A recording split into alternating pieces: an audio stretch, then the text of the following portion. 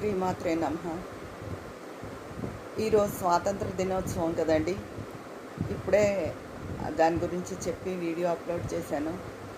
అయితే మన దేశ పరిస్థితులు ఏమీ బాలేదు. అన్ని దేశాల్లోనూ అలాగే ఉంది. కానీ మన దేశం, మనం భారతీయులం, మన భారతదేశం మనకు ముఖ్యం కదా. అయితే దేశం ఇలా ఉంది, దేశ పరిస్థితులు ఇలా ఉన్నాయి, చీచి అలా అనుకోకుండా మన దేశం సస్యశ్యామలంగా ఉండాలి, ఎటువంటి అరాచకాలు జరగకూడదు, ప్రజలు సుభిక్షంగా ఉండాలి అని రోజు మనం దైవ ప్రార్థన, దైవ పూజ ఎలా చేస్తామో అలాగే పూజకు ముందు కానీ పూజ అయిన తర్వాత కానీ అక్కడే కూర్చుని ఒక్క 2 నిమిషాలు అందరూ దేశం కోసం కూడా ప్రార్థిస్తే తప్పక దేశ పరిస్థితులు మారుతాయండి. ఇది నేను చెప్పిన మాట కాదు.